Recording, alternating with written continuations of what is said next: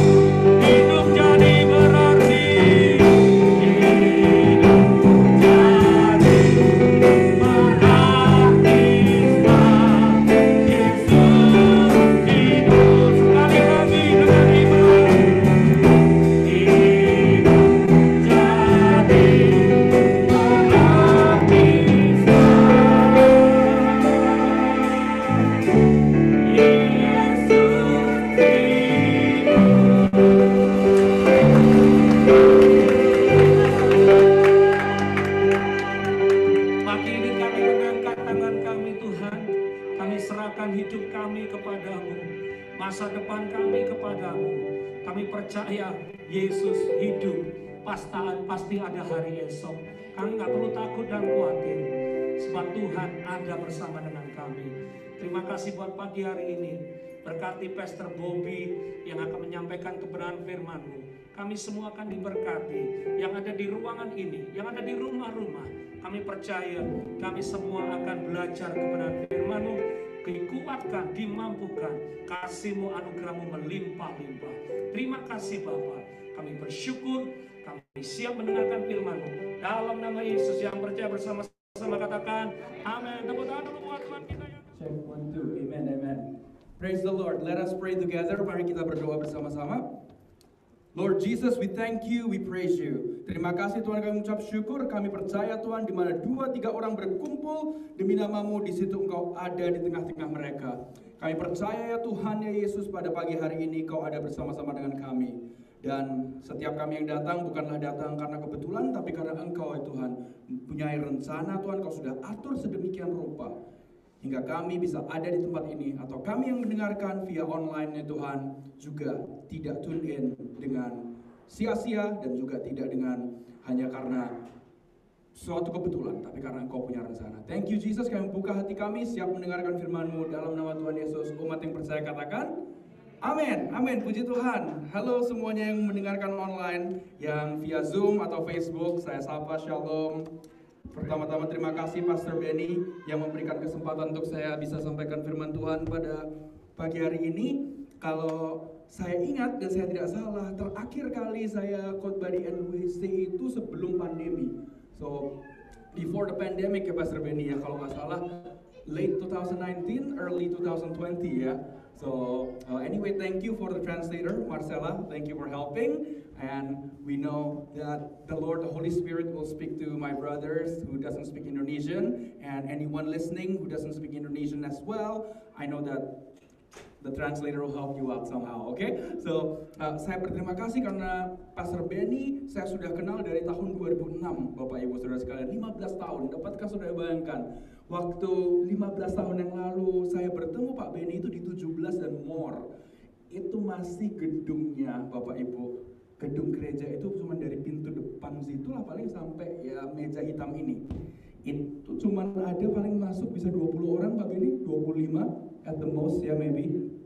Dan pada saat itu saya ingat sekali Pak Benny, kata-kata pertama yang beliau katakan pada saat saya ketemu, saya bilang, "Halo Pastor."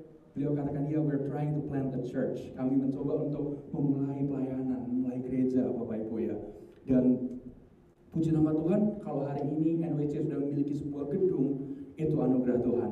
Amen Pak Benny, amen Bapak Ibu Saudara sekalian. I'm so blessed to know Pastor Benny, seorang hamba Tuhan yang luar biasa, dan yang saya anggap dari masa remaja saya adalah seorang mentor saya juga. So I'm grateful Pastor Benny, and Bapak Ibu Saudara sekalian yang di rumah di Indonesia juga, you are blessed to have a pastor like Pastor Benny. Anda nanti memiliki hamba Tuhan gembala seperti Pak Benny. Amen. Videonya ada ya Pak Benny ya.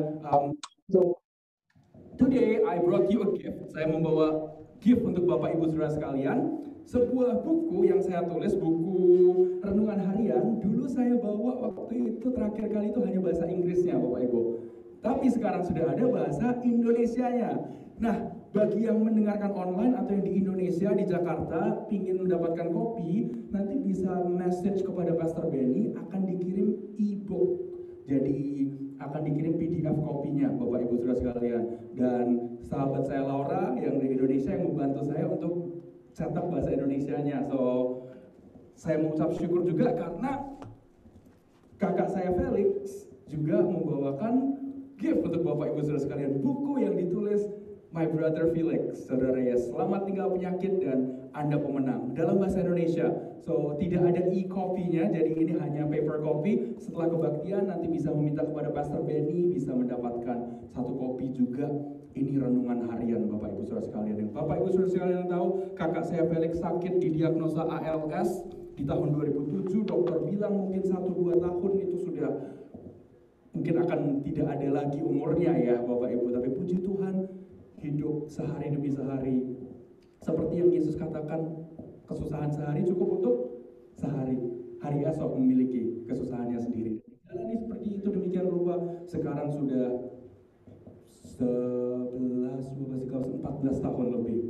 Dan puji Tuhan masih hidup, menulis buku, praise the Lord, puji Tuhan. Dan saya harap bukunya juga nanti bisa berkat untuk Bapak Ibu Saudara sekalian. Amin. Haleluya. Oke, so hari ini kita akan baca firman Tuhan bersama-sama dari Lukas 24 ayat 1 hingga yang ke-11. Nah, Bapak Ibu, tadinya untuk kebaktian kedua itu saya bilang siapkan korban ini, dan kebaktian satu seharusnya itu korbannya adalah yang saya siapkan untuk kebaktian kedua. Tapi kemarin lagi mempersiapkan, saya benar-benar merasa bahwa sepertinya khotbah yang satu ini adalah yang untuk kebaktian pertama. So, today Lukas 24 ayat 1 sampai 11 yang berjudul Jesus lives inside of me. Tuhan Yesus hidup di dalam aku. Kita mau baca sama-sama karena kita percaya Bapak Ibu Saudara sekalian bahwa firman Tuhan itu dikatakan di Yohanes 1 ayat 1. Pada mulanya adalah firman. Firman itu ada bersama-sama dengan Allah dan firman itu adalah Allah. Jadi kalau kita baca firman Tuhan, kita dekat dengan pencipta kita, Tuhan kita. Tapi sebelum kita baca, saudara, saya mau menunjukkan slide yang selanjutnya. Kitab Lukas ini ditulis oleh seorang yang bernama tabib atau dokter Lukas. Nah, dokter Lukas ini dokter beneran, Bapak Ibu Saudara sekalian. Dia adalah murid Yesus, tetapi bukan murid salah satu dari yang 12, gitu. Bukan salah satu dari 12 rasul. Nah, tapi apa yang dia lakukan? Dia menuliskan Injil dengan menginterview ya Bapak Ibu ya, menginterview orang-orang yang pernah melihat kejadian apa yang Tuhan Yesus lakukan, dan seorang tabib yang akhirnya menjadi salah satu pemimpin gereja mula-mula yang banyak pelayanan bersama dengan Rasul Paulus juga Bapak Ibu. So, apa yang terjadi? Singkat cerita, demikianlah berjalan waktu dan ditulislah kitab Lukas ini. Dan setelah kitab Lukas selesai, nantinya dilanjutkan ke kitab Kisah Para Rasul. Itu juga ditulis oleh Dr. Lukas. Jadi Dr. Lukas memiliki profesi bekerja di bidang sekuler sebagai dokter, tapi juga melayani Tuhan. Amin. Berapa banyak di sini kita yang bekerja di bidang sekuler? Tentunya saya pun juga, saudara ya, bekerja di bidang sekuler, tetapi saya cinta Tuhan, saya melayani Tuhan, dan Bapak Ibu Saudara sekalian juga yang ada di tempat ini. Melayani Tuhan, dan kita percaya kita yang melayani Tuhan, kita mendapatkan upah dari Tuhan, karena kitab Ibrani berkata bahwa Ia memberi upah bagi mereka yang sungguh-sungguh mencari Dia. Amin. So, demikianlah kita baca dulu Lukas 24 ayat 1 sampai ke 6. Oke, mari kita baca 1, 2, 3. Tetapi pagi-pagi benar, pada hari pertama minggu itu, mereka pergi ke kubur membawa rempah-rempah yang telah disediakan mereka. Mereka mendapati batu sudah terguling dari kubur itu, dan setelah masuk mereka tidak menemukan mayat Tuhan Yesus. Sementara mereka berdiri termangu-mangu karena hal itu, tiba-tiba ada 2 orang berdiri dekat mereka memakai pakaian yang berkilau-kilauan. Mereka sangat ketakutan dan menundukkan kepala. Tetapi kedua orang itu berkata kepada mereka, "Mengapa engkau mencari Dia yang hidup di antara orang mati? Ia tidak ada di sini, Ia telah bangkit. Ingatlah apa yang dikatakannya kepada kamu ketika Ia masih di Galilea." Lanjut ke ayat ke-7 hingga ayat yang ke-11, yaitu bahwa anak manusia harus diserahkan ke tangan orang-orang berdosa dan disalibkan, dan akan bangkit pada hari yang ketiga. Maka teringatlah mereka akan perkataan Yesus itu. Dan setelah mereka kembali dari kubur, mereka menceritakan semuanya itu kepada ke-11 murid dan kepada semua saudara yang lain. Perempuan-perempuan itu ialah Maria dari Magdala dan Yohana dan Maria ibu Yakobus dan perempuan-perempuan lain yang bersama-sama dengan mereka memberitahukannya kepada rasul-rasul. Tetapi bagi mereka perkataan-perkataan itu seakan-akan omong kosong, dan mereka tidak percaya kepada perempuan-perempuan itu. Amin, amin, amin, saudara. Kalau kita balik ke slide yang sebelum ayat-ayat firman Tuhan ini, Bapak Ibu, pada saat itu, nah di sini ada beberapa foto, saya mau tunjukkan. Pada saat itu, saudara, di foto yang pertama, keadaannya itu orang-orang di Yerusalem, orang Yahudi tinggal di bawah penjajahan Romawi. Jadi Yesus kan dibunuh dengan disalibkan, Ia bangkit kembali. Nah, murid-muridnya takut, siapa tahu ini kita juga akan dibantai. Jadi keadaannya mereka hidup di bawah ketakutan yang luar biasa. Dan tentu Kekaisaran Romawi bisa sampai sebesar itu, saudara. Kalau kita lihat yang merah itu adalah kekuasaannya. Mereka memimpin dengan tangan besi, saudara. Kalau ada yang dianggap itu membahayakan, langsung dibunuh, ditumpas itu, saudara ya. Dan hingga abad ketiga ada seorang bernama Kaisar Konstantin ya, saudara ya. Itu yang melegalkan kekristenan. Jadilah kekristenan tersebut, Bapak Ibu, dikatakan boleh untuk dijadikan agama dari negara Romawi pada saat itu, atau Kekaisaran Romawi. Tetapi singkat cerita, setelah hal itu terjadi, malahan terjadi kekacauan di gereja ya, Bapak Ibu ya. Menjadi bisnis gereja itu. Bisnisnya bagaimana, Bapak Ibu? Dikatakan orang bisa membeli keselamatan. Dikatakan orang juga perlu datang kepada pendeta atau kepada hamba Tuhan untuk mendapatkan keselamatan itu, untuk dosanya diampuni. Gitu, Bapak Ibu. Nah, singkat cerita, Alkitab juga adanya di bahasa Latin. Namun di awal-awal tahun 1300-an yang terjadi, ada seorang penterjemah yang menerjemahkan bahasa Latin tersebut, Alkitab, ke bahasa Inggris.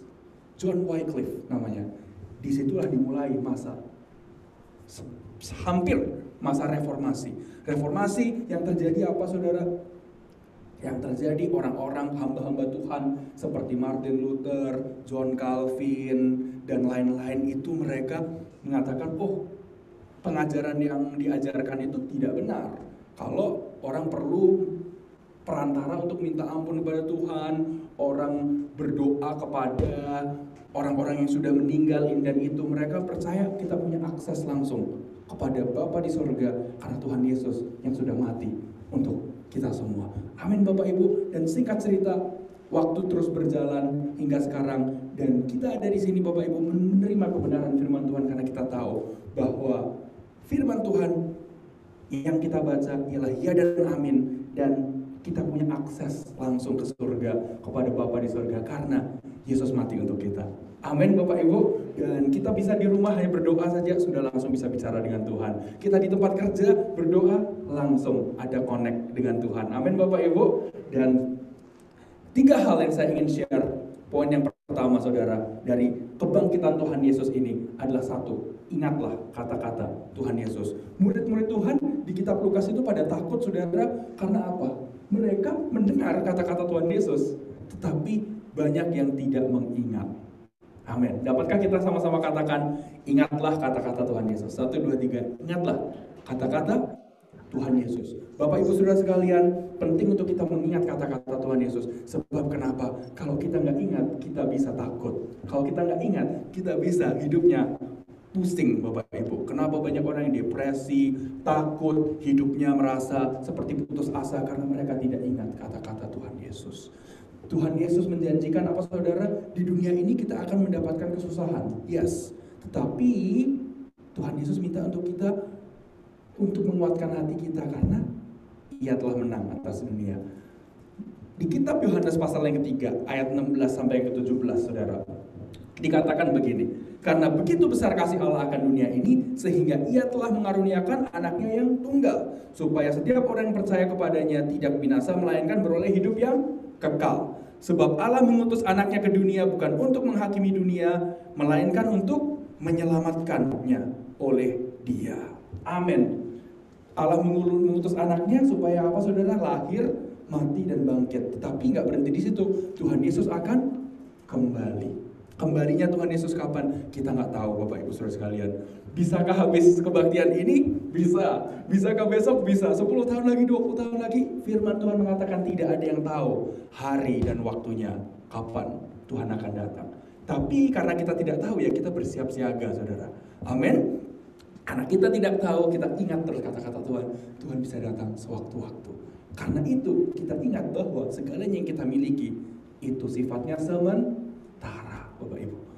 Hidup di dunia ini juga sifatnya sementara ya Bapak Ibu ya. Masalah Bapak Ibu Saudara sekalian sifatnya sementara. Amin Bapak Ibu. Dan itu kita harus ingat selalu. Karena kenapa saudara, murid-murid Yesus pun yang sudah melihat loh, Tuhan Yesus membangkitkan yang mati, menyembuhkan yang sakit, kasih makan 5 roti 2 ikan untuk 5.000 orang, masih bisa takut? Bisa saudara, masih bisa. Mereka gemetar? Masih bisa. Namun, ya itu dia, kalau mereka ingat kata-kata Tuhan Yesus, mereka sebenarnya tidak perlu takut. Nah, Bapak Ibu Saudara sekalian, hidup yang kekal tentu kalau kita mikir, wah kekal itu berapa lama? Ya selama-lamanya Bapak Ibu. Orang pingin hidup sehat, hidup makan sehat, minum suplemen ini itu supaya apa saudara? Bisa panjang umur. Ya saudara ya, bisa panjang umur. Minum obat ini itu, suntik vaksin COVID supaya apa saudara? Supaya nggak kena COVID ya, supaya sehat hidupnya. Dan orang pakai perawatan wajah ini itu supaya kelihatan apa? Tidak berumur, kelihatan muda. Nah saudara, semua orang ingin hidup panjang. Dulu ada seseorang bernama Juan Ponce de Leon. Nah, ini ada slide yang saya akan tunjukkan saudara. Juan Ponce de Leon ini adalah seorang yang dulunya pernah berlayar mencari suatu sumber air kehidupan awet muda, saudara. Ini orang beneran hidup. Di tahun 1500-an Bapak Ibu, Juan Ponce de Leon berlayar sampai ke Florida di tahun 1500-an mencari the fountain of youth. Yang katanya kalau orang itu mandi di situ atau minum airnya, itu proses penuaan langsung kembali mundur. Orang yang minum air itu akan mereka hidup dan badannya ini kembali di usia prima mereka, saudara. Nah, tentu apakah dia sampai bisa dapat? Tidak dapat, saudara ya. Sampai Juan Ponce de Leon meninggal mati tak mendapatkan fountain of youth ini. Nah, Bapak Ibu Saudara sekalian, kita semua diingatkan bahwa sumber air kehidupan hanya ada di dalam Tuhan Yesus Kristus. Saat kita menerima Tuhan Yesus sebagai Tuhan dan Juru Selamat, firman Tuhan berkata, jikalau engkau mengaku dengan mulutmu bahwa Yesus adalah Tuhan dan percaya dalam hatimu bahwa Allah telah membangkitkan Ia dari antara orang mati, maka engkau akan diselamatkan. Bapak Ibu Saudara sekalian. Roma pasal kelima ayat 3-5 berkata demikian Bapak Ibu. Di masa pandemi ini yang kita butuhkan untuk kita ingat selalu. Dan bukan hanya itu saja, kita malah bermegah juga dalam kesengsaraan kita. Karena kita tahu bahwa kesengsaraan itu menimbulkan ketekunan. Dan ketekunan menimbulkan tahan uji. Dan tahan uji menimbulkan pengharapan. Dan pengharapan tidak mengecewakan karena kasih Allah yang telah dicurahkan dalam hati kita oleh Roh Kudus yang telah dikaruniakan kepada kita. Amin, saudara. Apakah ada kesengsaraan di masa COVID, saudara? Yes, saudara. Berapa lama lagi seperti Pastor Benny bilang akan ada COVID? Kita nggak tahu Bapak Ibu. Krisis ekonomi berapa lama? Kita tak tahu. Tetapi kita percaya kalau kita ini melalui itu semua ada tahan uji. Kita jadi kuat Bapak Ibu. Kita ada ketekunan dan kita memiliki pengharapan. Pengharapan karena apa? Tuhan Yesus tidak akan pernah meninggalkan kita. Tuhan mau kita orang percaya hidupnya berapa lama per berapa lama saudara? Sehari demi sehari. Pernahkah Tuhan bilang hidup sebulan demi sebulan, setahun demi setahun? Tidak pernah Bapak Ibu. One day at a time. Masalah hari esok, ya udah. Saudara, kita percaya hari esok akan ada kasih karunia yang cukup untuk kita hadapi masalah itu di hari itu. Ya kita jalani saja Bapak Ibu. Sengsara, ya sudah. Orang Jawa bilang, ya wis rapopo. Ya sudah, tidak apa-apa. Karena kita percaya tidak pernah kita ditinggalkan Tuhan. Amin Bapak Ibu. Amin. Tuhan Yesus pernahkah sengsara? Yes. Matius 26 ayat 39. Jumat Agung kita merayakan waktu itu saudara, apa yang terjadi? Tuhan Yesus melalui kesengsaraan. Tetapi karena kesengsaraan itu jadi ada tahan uji ya saudara ya. Ada pengharapan yang akhirnya kita hari ini bisa mengucap syukur ada hari kebangkitan. Kita mengucap syukur bahwa orang-orang yang kita kasihi, yang mati di dalam Kristus, firman Tuhan berkata mereka itu asleep dalam bahasa Inggrisnya, tertidur. Di 1 Tesalonika pasal yang 4 dikatakan mereka itu asleep. Jadi ya kita sengsara tidak kalau ada orang kita kasihi dipanggil Tuhan. Tentu kita akan sengsara. Hati kita sedih, tapi kita bersukacita. Tuhan memberikan janji bahwa pada saat sangkakala berbunyi Tuhan Yesus datang, yang sudah meninggal di dalam Kristus itu dibangkitkan dulu. Dan kita yang tersisa nanti akan diangkat sama-sama, saudara. Puji nama Tuhan. Yesus pun berkata, ya Bapa, jikalau sekiranya mungkin biarlah cawan ini lalu daripadaku, tetapi janganlah seperti yang ku kehendaki, melainkan seperti yang engkau kehendaki. Seperti yang Bapa kehendaki. Poin yang kedua saudara, kita perlu apa? Tidak hanya mendengar dan mengingat kata-kata Tuhan Yesus, tetapi percayalah akan kata-kata Tuhan Yesus. Katakan poin yang kedua sama-sama saudara, percayalah akan kata-kata Tuhan Yesus. Percayalah akan kata-kata Tuhan Yesus. Amin. Kita perlu percaya karena pada saat kita percaya Bapak, Ibu dan saudara sekalian, kita mendapatkan kekuatan. Pada saat kita mendapatkan kekuatan, kita mendapatkan damai sejahtera di hati. Saat kita dapat damai sejahtera di hati, kita memiliki pikiran yang tenang, bisa mengambil keputusan yang baik untuk kehidupan kita, keluarga di masa-masa yang sukar, Bapak Ibu. Nah, seorang hamba Tuhan yang sudah almarhum bernama Pastor Billy Graham, hidup 99 tahun Bapak Ibu, melewati Perang Dunia II, Perang Vietnam, Korean War juga, dan begitu banyak, 9/11 juga beliau lewati. Tapi selama kehidupan yang lama banyak menjadi mentor untuk para pemimpin-pemimpin dunia, presiden-presiden Amerika juga. Beliau almarhum berkata begini Bapak Ibu, hidup orang Kristen nih, susah boleh susah, tapi jangan lupa, 1, read the Bible, 2, work hard and honestly, and 3, don't complain, katanya saudara. Mari kita katakan sama-sama, read the Bible, work hard and honestly, 3, don't complain. Don't complain. Amin Bapak Ibu. Kenapa kita perlu read the Bible? Karena pada saat kita baca firman Tuhan, iman timbul dari pendengaran, dan pendengaran akan firman Tuhan. Hidup di masa sukar kita butuh iman Bapak Ibu. Dan yang kedua, work hard and honestly. Iman tanpa perbuatan pada hakikatnya adalah mati Bapak Ibu. Makanya kita nggak perlu cuma beriman saja, tapi harus disertai dengan usaha juga ya Bapak Ibu ya. Kitab Yakobus itu, saudara Tuhan Yesus ya, menuliskan hal itu bahwa kalau kita nggak punya perbuatan itu sama dengan imannya itu adalah mati. Nah, mengapa kita kerja, Bapak Ibu Saudara sekalian? Kenapa kita menjaga kesehatan? Kenapa kita melayani Tuhan? Kenapa kita datang ke gereja? Supaya itu menjadi bukti pekerjaan kita ya, work, itu usaha kita Bapak Ibu ya. Dan yang ketiga, don't complain. Seringkali kita melihat, wah keadaan orang ini kok lebih enak ya, keluarga itu kok lebih enak ya, wah kok kayaknya hidup di Indonesia lebih enak ya dari di Amerika ya. Yang di Amerika berkata yang di Indonesia berkata, yang hidup di Amerika kok lebih enak ya dari kita ya. Dan yang sudah menikah berasa, aduh kok enak ya yang masih jomblo ya. Yang jomblo berkata, kok enak ya yang sudah menikah ya. Bapak Ibu Saudara sekalian, selalu terkadang kelihatan apa, kebun tetangga terlihat lebih hijau. The grass is greener on the other side. But is that true? Apakah itu benar Bapak Ibu Saudara sekalian? Semuanya ada dalam cara pandang kita Bapak Ibu. Tuhan Yesus ingin kita hidup mengucap syukur. Ingat selalu, sebelum 5 roti dan 2 ikan dijadikan cukup untuk 5.000 orang, mukjizat terjadi ya Bapak Ibu. 5.000 orang bisa makan, plus anak kecil dan wanita. Tetapi apa yang Tuhan Yesus katakan, mengucap syukur dulu. Kejadian kedua, 4.000 orang lebih, beberapa roti, beberapa ikan. Apa yang terjadi Bapak Ibu Saudara sekalian? Sebelum mukjizat terjadi, Tuhan Yesus mengucap syukur dulu. Tidak pernah ada ceritanya Tuhan Yesus komplain. Waktu mau disalib pun di Taman Getsemani pun bilang, Tuhan sekiranya mungkin Bapak, cawan ini lalu. Tapi biarlah Tuhan kehendak. Tapi kehendak Bapak. Dan saudara, kita pun diingatkan 1 Korintus 6 ayat 19 hingga yang ke-20. Atau tidak tahukah kamu bahwa tubuhmu adalah bait Roh Kudus yang diam di dalam kamu? Roh Kudus yang kamu peroleh dari Allah, bahwa kamu bukan milik kamu sendiri, sebab kamu telah dibeli dan harganya telah lunas dibayar. Karena itu muliakanlah Allah dengan tubuhmu. Haleluya. Bapak Ibu Saudara sekalian, kita percaya bahwa kita ini sudah dibayar lunas. Dosa-dosanya sudah diampuni Bapak Ibu Saudara sekalian.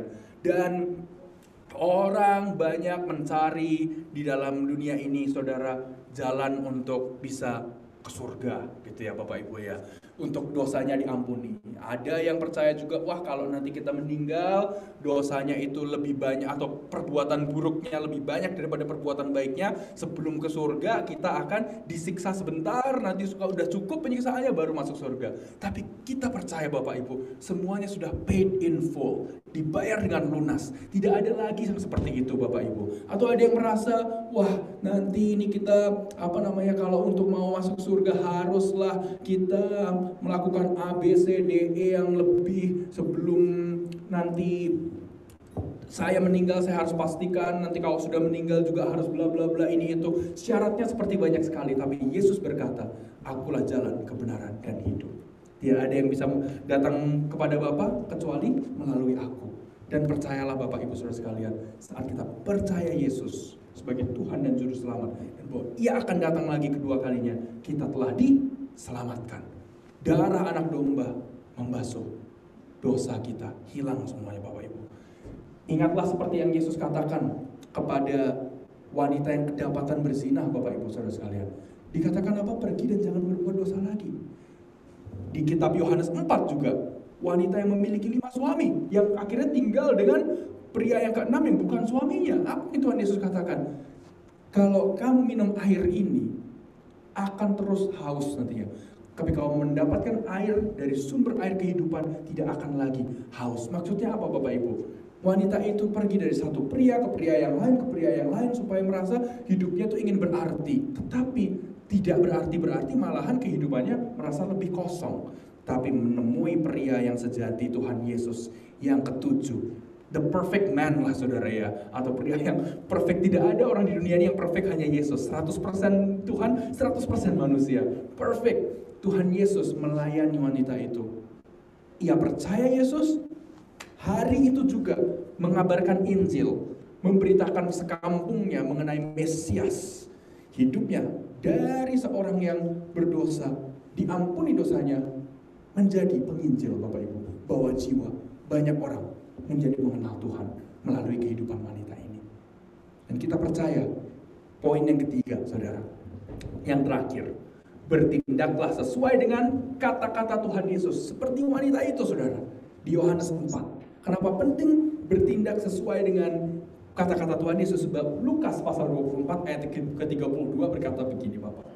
Kata mereka, ini murid-murid Yesus setelah bertemu dengan Yesus pada saat kebangkitan, di hari kebangkitan, tapi mereka tidak tahu itu Tuhan Yesus. Kita percaya Tuhan Yesus dengan tubuh kemuliaannya, jadi agak sedikit berbeda, saudara. Tapi juga pada saat itu mata mereka ditutup, saudara, ditutupi supaya tidak mengenal Tuhan Yesus hingga akhir sebelum Tuhan Yesus hilang di antara mereka, dua murid ini. Setelah mereka sadar, mereka barusan ketemu Tuhan Yesus, mereka berkata, kata mereka seorang kepada yang lain, bukankah hati kita berkobar-kobar ketika ia berbicara dengan kita di tengah jalan dan ketika ia menerangkan kitab suci kepada kita? Amin, hatinya berkobar-kobar. Karena apa, saudara? Kitab suci. Itulah mengapa setiap hari Bapak Ibu, jangan kita berasa, saya terlalu sibuk kerja, urus anak, sekolah, ini, itu, atau saya sibuk, urusannya banyak, tidak sempat berdoa, baca firman Tuhan. Untuk berdoa cuma Tuhan saya mau kerja, amin. Tuhan saya mau makan, amin. Tuhan saya mau tidur, amin. Sudah. Atau Tuhan saya mau mengerjakan tes, help me Lord so I can pass this test, amen. And no time to read the Bible. Bapak Ibu saudara sekalian, kita percaya. Amsal berkata, takut akan Tuhan memperpanjang umur. Di bahasa Inggris dikata, the fear of the Lord prolong days. Jadi kita punya 24 jam tetap. Tapi kalau kita make time mengutamakan Tuhan, dalam 24 jam kita bisa meraih lebih, Bapak Ibu, dari yang bisa kita lakukan secara manusia saja. 2 Korintus 4 ayat 18 berkata, sebab kami tidak memperhatikan yang kelihatan, melainkan yang tidak kelihatan. Karena yang kelihatan adalah sementara dan yang tidak kelihatan adalah kekal. Amin, Bapak Ibu. Jadi saudara sekalian, berapapun harta yang kita miliki, Anda kalau buka di bank account Anda melihat, wow, saya punya uang sekian, atau wah, saya mempunyai aset sekian, itu semua sementara Bapak Ibu. Anda punya iPhone yang terbaru, sementara juga. Amin Bapak Ibu.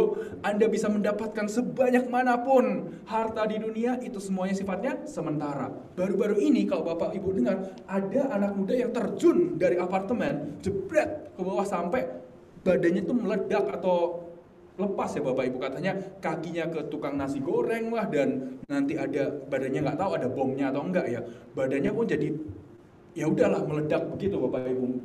Terjun dar ke bawah di Indonesia karena apa? Stres. Main sahamnya pas jatuh itu saudara ya, tentu mungkin tanpa perhitungan, uangnya mungkin uang pinjaman. Asal saja mungkin ya, pingin kaya cepat gitu saudara ya. Kita nggak tahu. Cuman kalau saja dia mengerti bahwa ini pun sementara, ya sudah, oke, sahamnya saya biarin dulu dah, udah nol atau udah merah ini, ya sudah saya tetap berusaha. Kalau ini duit pinjam ya udah saya cari kerja. Saya kerja kalau perlu 6 hari seminggu, 16 jam per hari saya kerja, hari Minggu ke gereja, saya cicil hutangnya, dan percayalah sebenarnya kalau anak ini tahu saham itu turun seturun-turunnya nanti juga akan naik sendiri. Tetapi ya itulah, sayang sekali ya Bapak Ibu ya, merasakan bahwa uang itu mungkin segalanya. Jadi seperti itu. Tapi 1 Timotius 6 ayat 6 hingga 8 berkata demikian Bapak Ibu Saudara sekalian. Ibadah bila disertai rasa cukup memberikan faedah yang keuntungan yang besar. Kita tidak membawa apa-apa saat kita datang ke dunia, dan kita tidak membawa apa-apa saat kita pergi dari dunia. Asalkan adalah makanan dan pakaian, dikatakan apa Bapak Ibu? Cukuplah. Amin Bapak Ibu, cukuplah. Nah Bapak Ibu Saudara sekalian, demikianlah. Kita mungkin merasa, kok kayaknya saya cuma punya ini cukup untuk makan, untuk bayar rent, untuk ini. Tuhan kok cuma sisa segini ya Tuhan ya. Apakah ini akan cukup untuk bulan depan ya Tuhan ya? Tentu kita bekerja, kita planning, kita save up sebaik mungkin. Tapi kita percaya Bapak Ibu Saudara sekalian, di keluarga saya pun yang sudah saya sharekan Bapak Ibu, di awal tahun 90-an, sebelum Krismon juga, usaha orang tua saya kan turun seturun-turunnya Bapak Ibu Saudara sekalian. Tapi saya ingat, keluarga kami selalu mengutamakan Tuhan. Seturun-turunnya keadaan pun tetap ke gereja, tetap kita menabur Bapak Ibu, dan singkat cerita saya sampai hari ini ingat. Mungkin keadaan uang sempat tipis-tipisnya, tetapi saya selalu ingat setiap hari selalu ada nasi dan lauk. Saya tidak pernah ingat ada satu hari nggak ada makanan. Puji nama Tuhan. Dan saya percaya dalam kehidupan Bapak Ibu Saudara sekalian, mungkin Anda berasa yang saya miliki hanya 5 roti 2 ikan nih. Apakah cukup ya ini untuk anak saya nanti sekolah lebih tinggi? Apakah cukup untuk ini dan itu? Percayalah Bapak Ibu, lakukan bagian Anda. Tuhan akan lakukan sisanya. Saya ingin tutup dengan cerita ini di slide yang selanjutnya. Ada seorang dulu duta besarnya dari Republic of China atau Taiwan sekarang saudara ya. Dulu saat Republic of China masih ada di Cina daratan juga, ada seseorang bernama Ho Feng Shan. Bukan Ho Feng Shan saudara ya, yang obat sariawan. Ho Feng Shan. Ho Feng Shan ini orang yang di tahun 30-an pergi dijadikan duta besar di Eropa, dan pada saat itu orang-orang Nazi, orang Jerman itu pada banyak bunuh orang Yahudi, Bapak Ibu. Nah, pada saat itu orang Yahudi mau pergi dari Eropa bisa, tapi harus punya visa, Bapak Ibu. Banyak negara-negara, meskipun itu negara besar dan kuat pada saat itu, Bapak Ibu, tidak berani mau membuka pintunya untuk orang-orang Yahudi. Tapi apa yang dilakukan? Ho Feng Shan ambil keputusan, saya akan keluarkan visa bagi mereka semuanya bisa pada pergi ke Shanghai. Padahal pada saat itu Shanghai adalah kota internasional, Bapak Ibu. Kota internasional berarti orang dari negara manapun mau ke Shanghai tidak perlu visa, Bapak Ibu. Tetapi pemerintah Jerman pada saat itu dengan tangan besi mengatakan tidak bisa. Mau keluar ke Shanghai pun harus punya visa. Ho Feng Shan keluarkan visa ribuan, Bapak Ibu. Sampai dipaksa untuk menutup embassy-nya, kedutaannya Cina pada saat itu, dan disuruh out, pergi dari Eropa. Tapi sebelum dia sempat pergi, embassy ditutup, dia pakai uangnya sendiri, Bapak Ibu, sewa apartemen, dijadikan embassy, tetap mengeluarkan visa sebanyak-banyaknya. Akhirnya sudah pemerintahnya Jerman itu kewalahan, dipaksa pergi ke train station untuk out, pulang ke China. Apa yang terjadi? On the way perjalanan ke train station masih nge-stamp sebanyak-banyaknya visa yang dia bisa, dan keluarga-keluarga Yahudi sudah menunggu di sana, masih dia selamatkan sebegitu banyak orang. Bapak Ibu Saudara sekalian, saya membaca ceritanya dia di bukunya My 40 Years as a Diplomat. Saya pertama berpikir, ini orang kenapa kok bisa mau melakukan itu dan tidak membangga-banggakan apa yang dia lakukan. Tidak dia bangga-banggakan, sampai akhirnya pemerintah Israel, banyak orang-orang yang dia bantu, anak cucunya sudah jadi menteri, ini dan itu, mencari keluarganya Ho Feng Shan, dan diberikan penghargaan, dianggap sebagai warga negara Israel juga. Saya baca di halaman-halaman awal, ditulis apa saudara? Dia menulis, as an individual, I believe in the spirit of Christ. Dalam menjadi seorang pribadi, saya percaya roh Kristus Yesus. Maka dari itu saya pada saat membaca, saya langsung berkata, luar biasa, hidupnya menjadi berkat. Gak kaget saya, karena dia cinta Yesus, Bapak Ibu. Berapa banyak Bapak Ibu Saudara sekalian ingin hidupnya membawa berkat, menjadi dampak. Amin. Di tengah-tengah masa yang sulit, seperti Ho Feng Shan di masa-masa Perang Dunia Kedua menjadi berkat. Di masa COVID-19, saya percaya jemaat NWC, Bapak Ibu Saudara sekalian di Indonesia, dimanapun Anda berada, dapat menjadi berkat. Apa yang Anda miliki, pakai sebaik mungkin. Apa yang saudara miliki, berkati orang. Apa yang saudara miliki, tetap dipercayakan Tuhan, take care sebaik mungkin. Dan pada saat kita melakukan itu, hidup kita jadi berkat. Tuhan Yesus berkata, engkau akan tahu mereka, anak-anak Tuhan dari mana? Dari buahnya. Markus 16 ayat 15 berkata, lalu ia berkata kepada mereka, pergilah ke seluruh dunia, beritakan Injil kepada segala makhluk. Mari saudara, kita beritakan Injil dengan apa saudara? Perkataan kita. Lakukan yang sebaik mungkin. Tidak hanya mendengar firman Tuhan, tapi melakukannya. Amin Bapak Ibu. Siapa yang ingin kabarkan Injil ke seluruh dunia Bapak Ibu? Seluruh dunia, seluruh negeri, segala makhluk berarti apa? Keluarga kita, tetangga-tetangga kita, tempat kerja kita. Kita tidak perlu memutari dunia untuk teriak-teriakkan firman Tuhan. Kalau memang ada kesempatan ya puji Tuhan. Kalau tidak, setidaknya Bapak Ibu, di mana Anda berada, di sekolah jadi berkat. Dalam pekerjaan Anda pun bekerja sebaik mungkin juga. Di dalam kehidupan sehari-hari, kehidupan kita mungkin kita dikelilingi orang yang suka ngomongnya comberan semua Bapak Ibu. Mulut binatang keluar semua. Tapi kita bisa ambil keputusan jadi berkat. Amen. 3 poin pada hari ini yang kita belajar dari Lukas 24 ayat 1-11. Kita tidak mau seperti murid-murid Yesus yang gak percaya ya saudara ya. Kita mau percaya karena kita percaya bagaimana kita bisa jalan sebagai anak Tuhan. Yang pertama, ingatlah kata-kata Tuhan Yesus. 2, percayalah akan kata-kata Tuhan Yesus. Dan 3, bertindaklah sesuai dengan kata-kata Tuhan Yesus. Amin saudara. Pertama, kita mengingat firman Tuhan. 2, kita mau juga melakukannya. Siapa yang mau lakukan firman Tuhan Bapak Ibu? Amin. Kita mau jadi berkat dengan pertama-tama ambil keputusan terima Yesus sebagai Tuhan dan Juru Selamat, dan gak berhenti di situ, tapi kita mau juga sampaikan firman Tuhan bahwa ada harapan, ada sukacita dalam Tuhan Yesus, bahwa ada harapan untuk hari esok sebab Tuhan Yesus hidup. Amin Bapak Ibu Saudara sekalian, mari kita bangkit berdiri sama-sama. Let's stand on our feet. Mari kita bangkit berdiri. Pada saat ini saya akan memberikan kesempatan bagi Anda, bila mana Anda belum pernah mengambil kesempatan, belum pernah mengambil keputusan untuk membuat Tuhan Yesus, mengundang Tuhan Yesus datang ke hati Anda sebagai Tuhan dan Juru Selamat.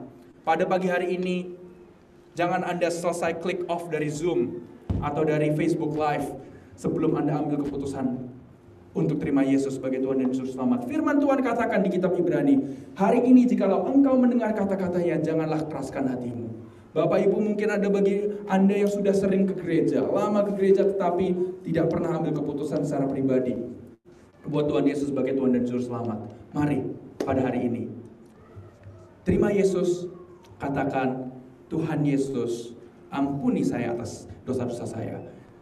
Jadilah Tuhan, jadilah Raja dalam kehidupan saya. Saya percaya Kau telah mati dan Engkau menebus dosa saya. Saya percaya Tuhan, Engkau telah bangkit dan akan datang kembali. Terima kasih Tuhan, Engkaulah Raja dan Juru Selamat saya. Di dalam nama Tuhan Yesus. Sekarang Tuhan, hamba ingin berdoa untuk setiap yang mendengarkan firman-Mu Tuhan. Tuhan, bagi mereka yang datang di tempat ini, Tuhan Kau berkati. Tuhan sertai kehidupan mereka Tuhan. Oh Tuhan, mereka yang mendengarkan via Zoom ya Tuhan, Engkau sertai usaha mereka, pekerjaan mereka Tuhan. Bagi yang mendapatkannya Tuhan, permasalahan ya Tuhan, mungkin Tuhan sakit penyakit, atau ada yang mengalami beban berat Tuhan, Kau tolong ya Tuhan. Seperti firman-Mu berkata, marilah kepadaku yang lelah letih dan berbeban berat. Oh Tuhan, Kau tolong mereka. Bapa, hamba percaya juga Tuhan, setiap pergumulan umat-Mu di tempat ini, di gereja Nations Worship Center, Engkau sendiri yang tolong ya Tuhan. Nah, hamba percaya Tuhan, Kau berkati sertai Pastor Benny dan tim ya Tuhan, supaya semakin ya Tuhan banyak jiwa-jiwa dimenangkan melalui pelayanan gereja Nations Worship Center. Lord, bless your people, those who are listening in Indonesia, those who are listening here God, in the name of Jesus. Kami percaya Tuhan, Engkau adalah Tuhan, Engkau adalah Raja, firman-Mu ya dan amin. In the name of Jesus, setiap umat yang percaya katakan amin. Jika Anda percaya diberkati Tuhan, katakan amin. Diberkati keluargamu, diberkati kesehatanmu, diberkati pekerjaanmu, diberkati anak cucumu, diberkati masa depanmu, diberkati keuanganmu dan kesehatanmu. Jemaat, terimalah berkat daripada Allah Bapa, berkat tunggal Tuhan Yesus Kristus, dan persekutuan Roh Kudus menyertai kita dari saat ini sampai selama-lamanya. Kita semua diberkati Tuhan bersama-sama, katakan amin.